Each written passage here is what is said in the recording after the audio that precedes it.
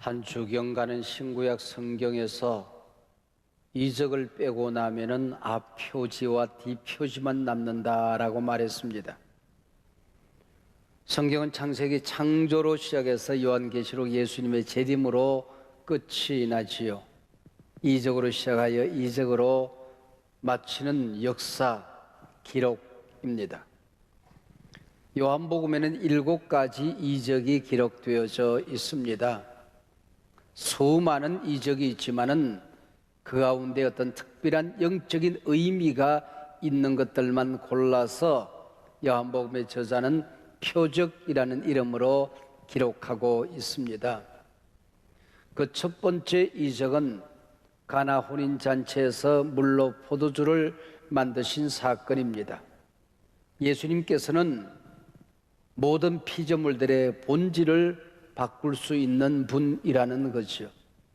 예수 안에서 오롯이 질적인 변화가 일어날 수 있다는 의미입니다. 오병이어의 기적을 통해서는 예수님은 창조주이시기 때문에 양적인 변화도 가능하다.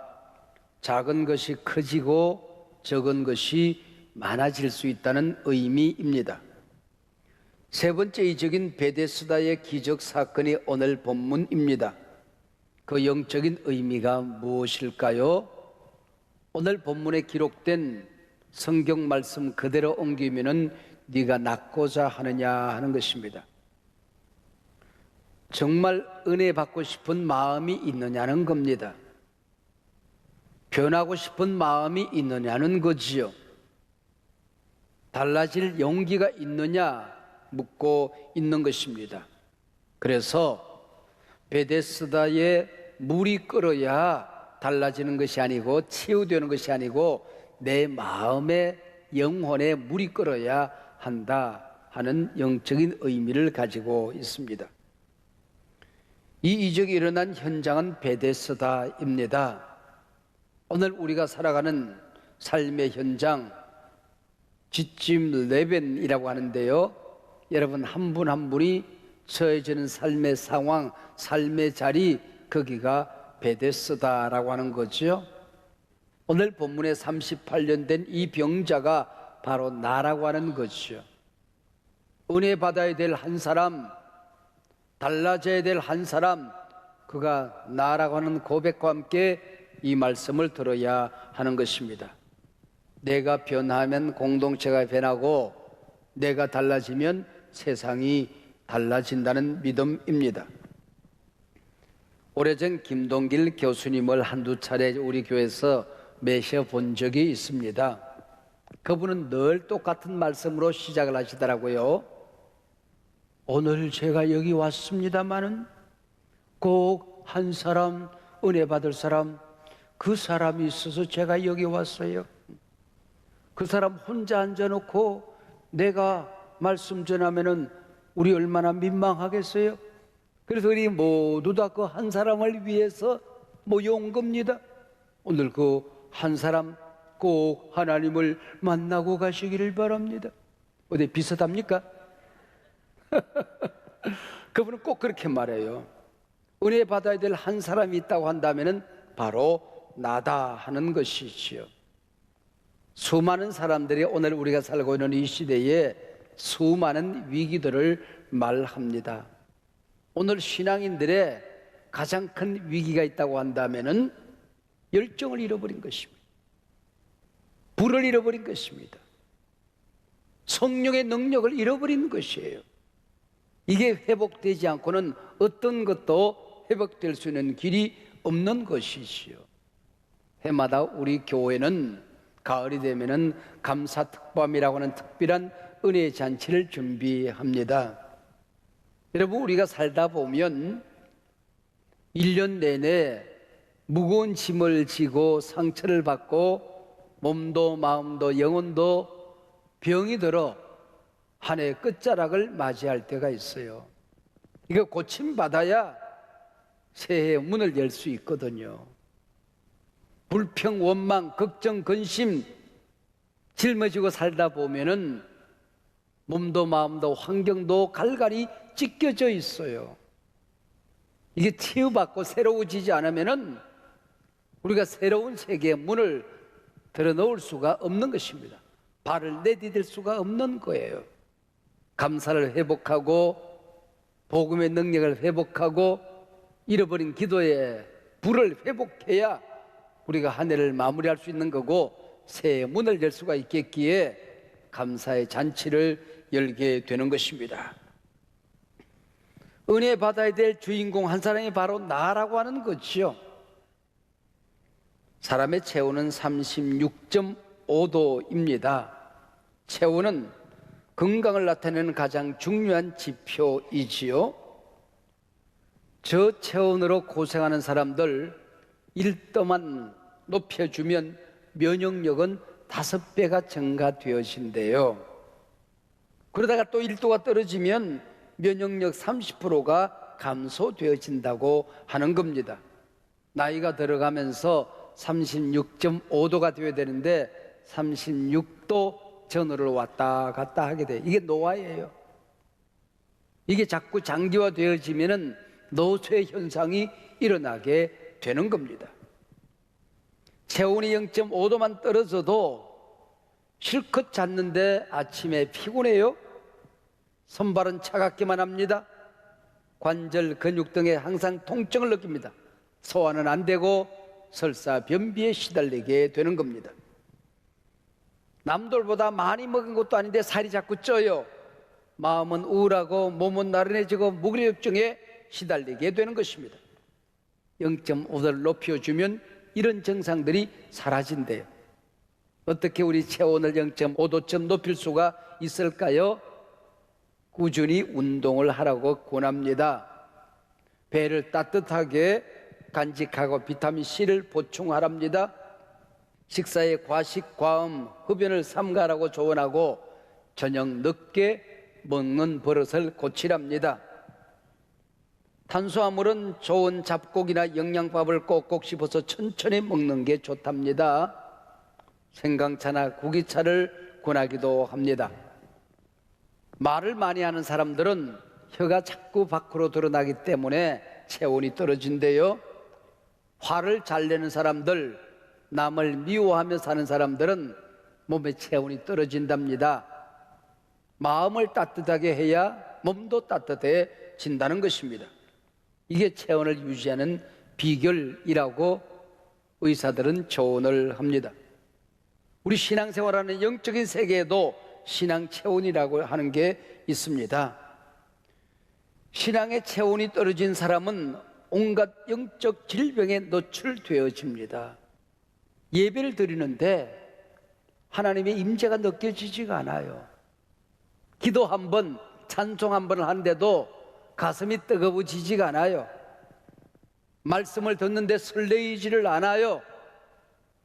이게 병든 겁니다.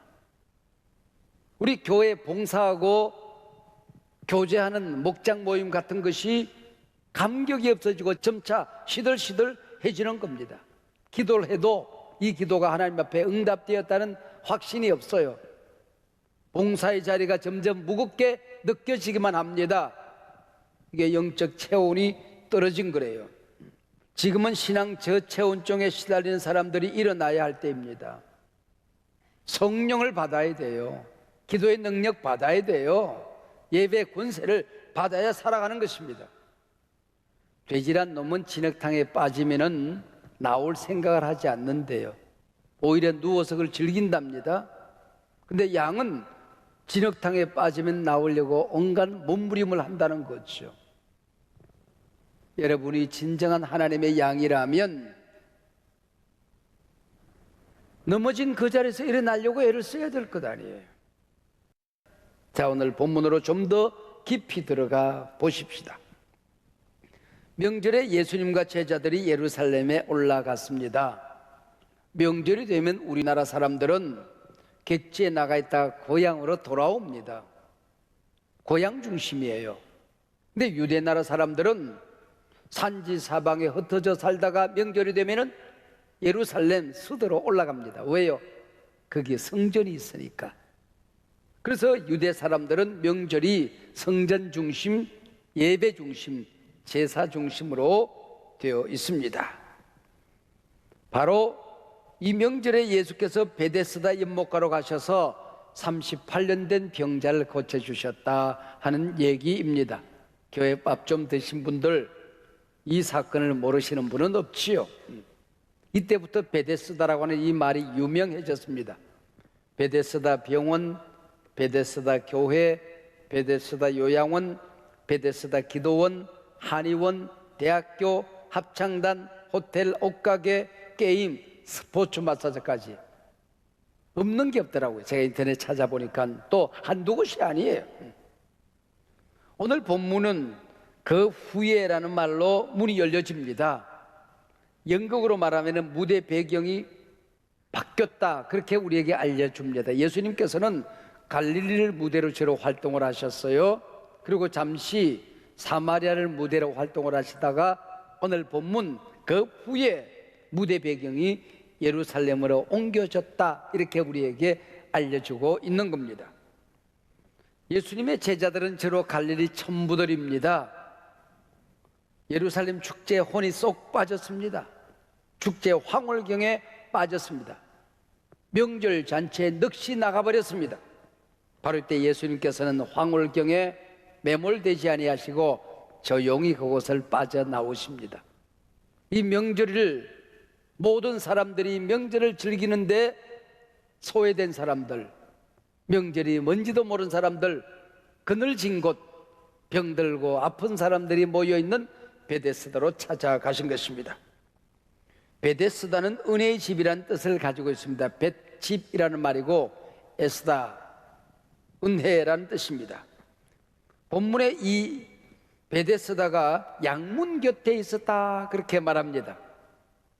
여러분, 우리가 잘 아는 대로 느헤미야가 성벽을 수축하고 성문을 수축할 때 제일 먼저 양문을 수축하지 않습니까? 왜요? 양문은 양을 사서 하나님께 제사하는 문입니다. 예배의 문이지요. 하나님과의 깨어진 관계, 이것이 제일 먼저 수축되어져야 된다고 하는 것입니다. 예배가 세워지지 않으면, 은혜의 문이 세워지지 않으면 어떤 문도 의미가 없다는 의미를 가지고 있는 것이지요. 지금 여러분의 영적인 상태를 점검해 보십시오. 내 양문이 잘 수축되어 있는지, 예배는 건강한지, 하나님과의 관계는 온전한지, 하나님이 나를 만나러 올 때마다, 내가 하나님께 기도할 때마다 그 통로가 시원하게 열려 있는지, 그걸 점검하라고 하는 것입니다. 오늘 본문 이어지는 3절 4절에 또 다른 설명 하나가 덧붙여 있습니다. 베데스다에 전해오는 전설 하나를 소개합니다. 괄호 안에 묶여져 있습니다. 여러분의 성경에도 원래 원문에는 없는 내용입니다. 근데 고대 하도 오래전에 그것이 들어와 있습니다. 이 부분이 빠지면 앞뒤 문맥이 잘 맞지를 않아요. 그래서 괄호 안에 넣고 앞뒤 배경을 설명하고 있는 것입니다. 쉽게 얘기하면 전해오는 얘기에 의하면 그런 뜻입니다.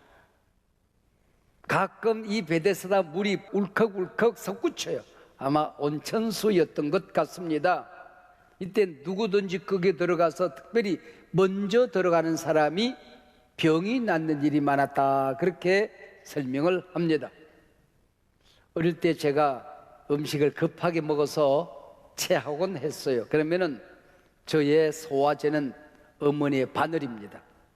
어머니가 바늘을 가져와서 꼭 머리를 이렇게 한번 문질러요. 그리고 콧김을 쐬요. 그리고 손끝을 땁니다. 근데 신통하게 나아요. 그게 소화제였어요. 그리고 나서로 풀을 베다가 손가락을 다치면 우리 어머니는 된장을 한 숟갈 갖다가 상체에 퍽 얹어서 짜매놔요. 요즘 같으면 손가락 썩었을 거예요. 근데 이상하게 그때는 또 그게 나아요.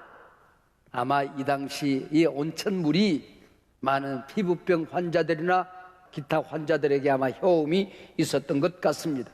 근데 재미있는 사실이 있어요. 은혜의 집에 모여있는 사람들이 누굽니까? 은혜 받은 사람들이 아니에요. 은혜 받을 만한 사람들이 아니에요.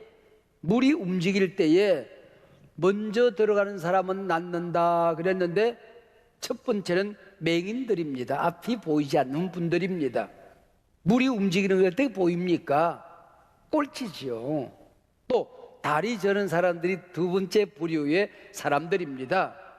물이 움직이는 걸 보고 들어가야지 힘써서 일어나면 벌써 풍덩풍덩 소리가 이곳저곳에서 들리지요. 그 다음에 손발 마른 사람들, 뇌졸중 환자들이, 그게 세 번째 부류의 사람들입니다. 물이 움직일 때에 이 뇌졸중 환자들이 어떻게 1등으로 들어갑니까? 그런데도 이 사람들이 은혜의 집에 모여 있어요. 내가 1등으로 은혜 받을 거야. 물이 움직이기만 해봐. 내가 1등 들어갈 거야. 그러다가 이 환자는 38년이 된 겁니다. 아마 1등으로 들어갈 수 있는 사람은 코끝에 여드름 난 사람들, 발에 무좀 생긴 사람들, 아마 이런 사람들이 1등으로 들어가겠지요. 이게 베데스다의 아이러니입니다. 제가 목회를 하면서 아이러니 하나가 있어요. 교회에서 교인들이 은혜 받았으면 좋겠다, 교인들이 치료받았으면 좋겠다 그러고 말씀잔치, 은혜잔치를 준비합니다. 그러면은 정말 은혜 받아야 될 사람, 정말 변화받아야 되는 사람, 정말 하나님의 축복을 경험해야 될 사람은 안 나타나. 은혜 안 받아도 신앙생활 잘하는 사람, 이미 달라진 사람, 이미 기도에 열정인 사람, 성령 충만한 사람, 이 사람들이 모여오더라 그런 얘기예요. 이게 베데스다의 아이러니요, 제가 목회하면서 느끼는 아이러니입니다. 이 베데스다에 예수님이 나타나셨습니다. 예수님께서 이미 말씀하는 겁니다. 베데스다 여기 왔다. 내가 베데스다다 그 얘기예요. 내가 은혜의 집이다 그 얘기입니다. 물이 움직여야 낫는 것이 아니고 진정한 베데스다, 진정한 은혜의 집, 나를 만나야 된다. 내가 베데스다다. 예수님이 짠 하고 나타나신 것입니다. 근데 여기 모이는 환자들은 진정한 베데스다 예수를 바라보려고 하지 아니하고 물을 응시하고 있습니다. 움직이기만 해봐라. 그리고 쳐다보고 있는 것입니다. 이게 뭘까요? 이게 유대 종교라고 하는 겁니다. 유대 종교. 지도자들의 컨트롤 타워가 망가졌어요. 뇌졸중 환자들입니다. 유대 종교가 백성들을 구원해야 되겠는데 스스로 서 있기조차 힘들어요. 다리 저는 사람들이 되어버린 것입니다. 백성들이 예수님이 오셨는데도 아무도 예수를 바라보지 않습니다. 맹인들입니다. 오늘 우리가 베데스다에 모여있는 환자들은 아니냐 그 얘기입니다. 진리를 분별하느냐, 정의를 분별하느냐, 네가 정말 말씀 위에, 은혜 위에, 성령 위에 굳건히 서 있느냐 그 얘기입니다. 가야 할 길을 가고 제 길을 가느냐 그 얘기입니다. 네가 생각하는 것이, 네가 느끼는 것이 정말 가치관이 성경적이냐 그 얘기입니다. 생명이 있느냐 그 얘기입니다. 그걸 묻는 것입니다. 예수님께서 이 환자를 바라보시며 엉뚱한 질문을 하십니다. 네가 낫고자 하느냐 그래요. 아마 이 사람이 정신이 온전했으면 그것도 질문입니까? 그랬을 거예요. 당신 날 놀리시오 그랬을 거예요.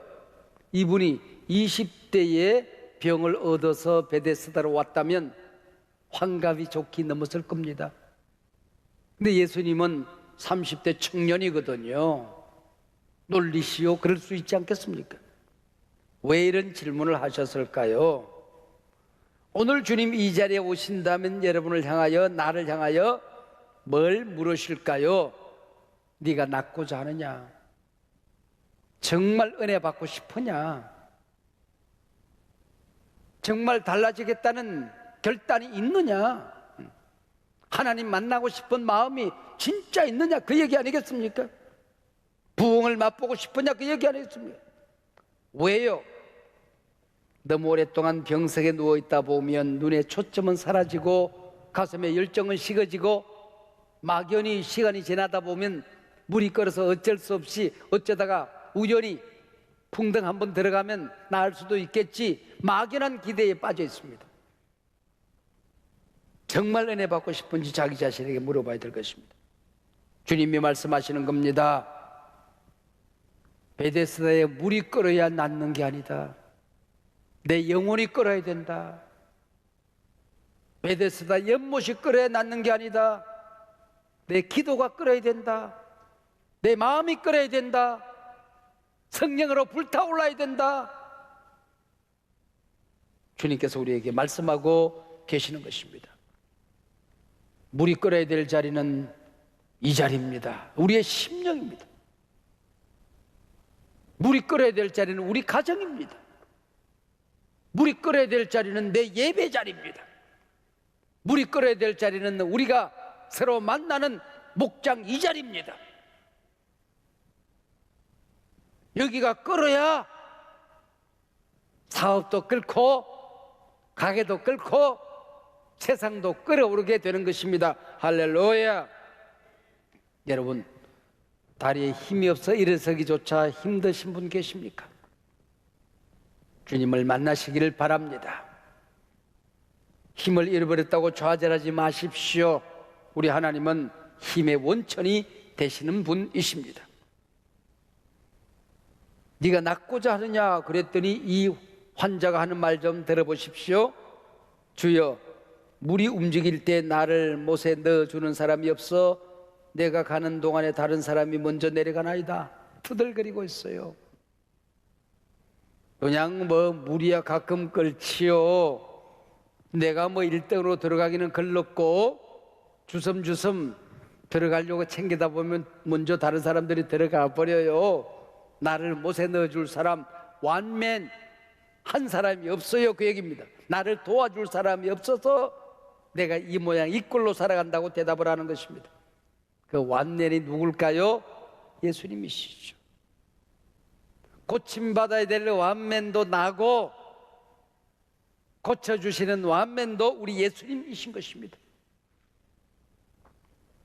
예수님을 묵상하고 예수님만 붙들고 기도하다 보면 위기 시대에, 어려운 시대에 더 많은 아이디어가 떠올라요. 이 은혜를 받아야 돼요. 모든 사람들은 위기라고 하는데 기회의 문이 열리기 시작해요. 이 은혜를 받아야 되는 거예요. 세상 모든 사람들이 죽게 생겼다고 그러고 안 된다고 그러는데 되는 길이 보이기 시작하는 거예요. 여러분, 눈이 열려지시길 바랍니다. 맹인의 눈이 열리시를지어다. 여기도 쓰러지고 저기도 쓰러지고 천천히 쓰러지고 만만히 넘어져도 벌떡 일어나서 세상을 걸머쥐고 달려가는 사람이 있는 거예요. 여러분, 모두의 다리에 힘이 생기시기를 바랍니다. 정상적인 생각이 아닌 모든 것이 삐뚤어지고 어그러진 세상 속에서 이 컨트롤 타워가 정상적으로 돌아오는 은혜가 있으시기를 바랍니다. 완맨 그 예수를 만나면은 은혜 받아야 될 사람도 나고 달라져야 될 사람도 우리 가정이고 일어서야 될 교회도 우리 교회인 것입니다. 예수님이 여기에 와 계십니다. 완맨 없다고요? 주님 찾아오십니다. 내가 산을 향하여 눈을 들리라. 나의 도움이 어디서 올까? 나의 도움은 천지를 지으신 여호와에게서로다. 이제 마지막 결론입니다. 일어나 내 자리를 들고 걸어가라. 문제 위에 누워있지 말고 걱정 근심 자리 펴고 누워있지 말고 그 자리 들고 걸어가라. 교회가 어렵다고, 공동체가 어렵다고, 사업이 어렵다고 그 위에 널브러져 있지 말고 그 위기에 돗자리를 들고 일어나 걸어가라. 새로운 도전의 땅으로, 믿음의 땅으로, 약속의 땅으로, 주님 계시는 땅으로, 세상으로, 새로운 승리의 땅으로 나아가라. 오늘 이 말씀이 여러분 모두의 귓전에 들려주시기를 축복합니다. 일어나 내 자리를 들고 걸어가라.